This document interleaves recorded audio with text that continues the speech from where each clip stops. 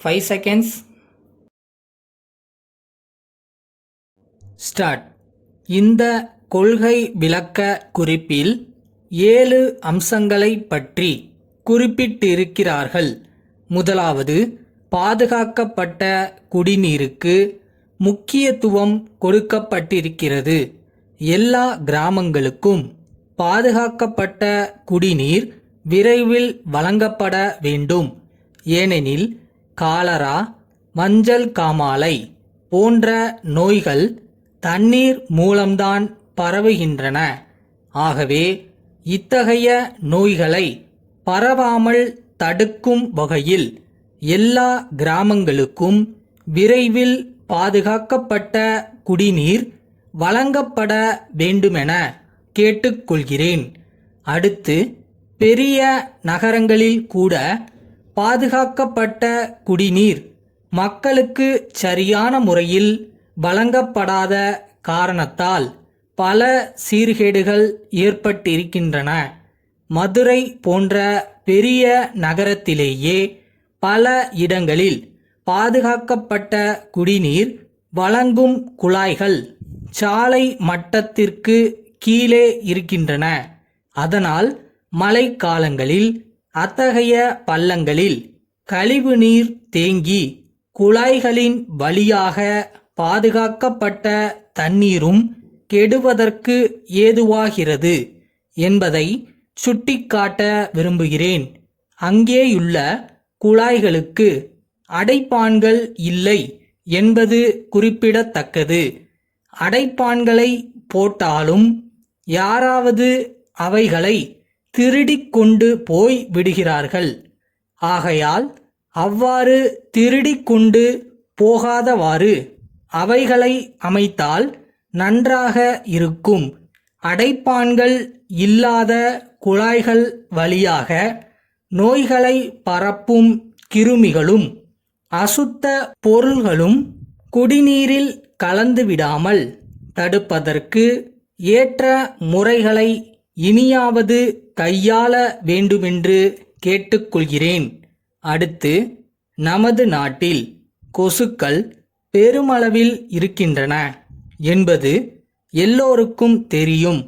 கொசுவை ஒழிப்பதற்கு பெரிய அளவில் மேற்கொள்ளப்பட்ட முயற்சிகள் எல்லாம் இதுவரை பலன் அளித்ததாக தெரியவில்லை.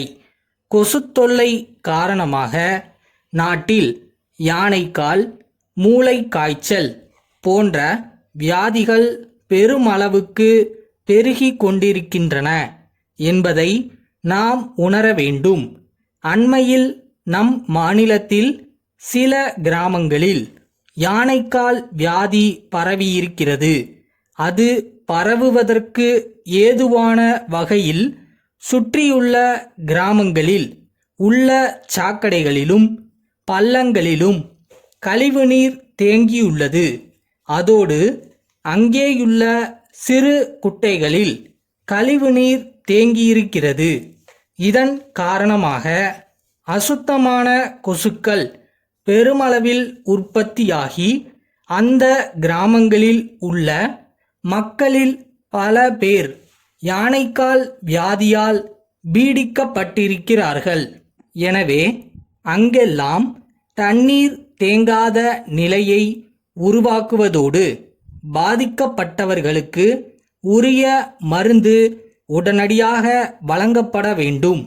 மருத்துவமனைகளிலிருந்து மருந்துகளும் உணவுப் பொருள்களும் அதிகமான அளவுக்கு களவு போவதை தடுப்பதற்கு கடும் நடவடிக்கைகளை அரசு மேற்கொள்ள வேண்டும். மாண்புமிகு அமைச்சர் அவர்கள் அடிக்கடி மருத்துவமனைகளுக்கு சென்று இம்மாதிரியான தவறுகளை கண்டுபிடித்து உரிய நடவடிக்கை எடுத்து வருகிறார்கள். எனினும் அந்த போக்கு இன்னும் தொடர்ந்து இருப்பதாக தெரிகிறது. இது குறித்து அரசு கடுமையான நடவடிக்கை மேற்கொள்ள வேண்டும். மதுரை மணிவண்ணன் புத்தக விற்பனையாளர்கள் சிவகங்கை ராஜா உயர்நிலைப் பள்ளி தலைமை ஆசிரியருக்கு எழுதுகின்ற கடிதம். அன்புடையீர், நாங்கள் மிக நீண்ட காலமாக புத்தக விற்பனையில் ஈடுபட்டுள்ளோம் என்பது தங்களுக்கு நன்கு தெரியும். தற்போது புத்தகங்களின் பொருளடக்கம் மாற்றப்பட்டுள்ளது.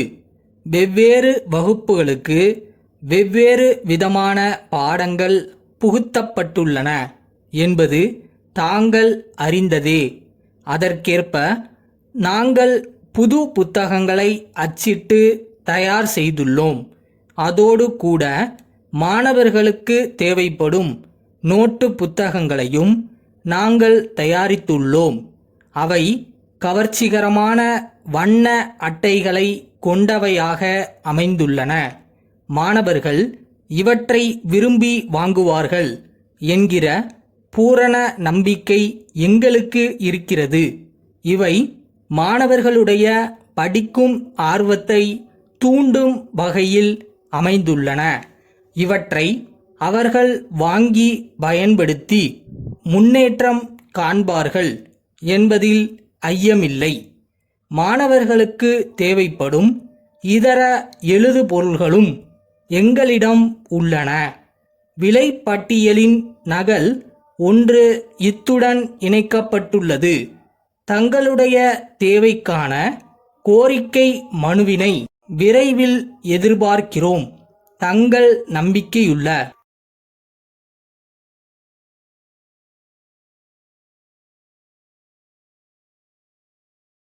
நம்ம ஒரு விஷயத்துக்கு ஆசைப்படுறோம்னா அதுக்கு ட்ரை பண்ணிட்டு தோற்று போனால் கூட தப்பு இல்லை. ட்ரை பண்ணாமல் இருக்கிறது தான் தோல்வின்னு நினைக்கிறேன். ஸோ இதனால் ட்ரை பண்ணியிருந்தேன்.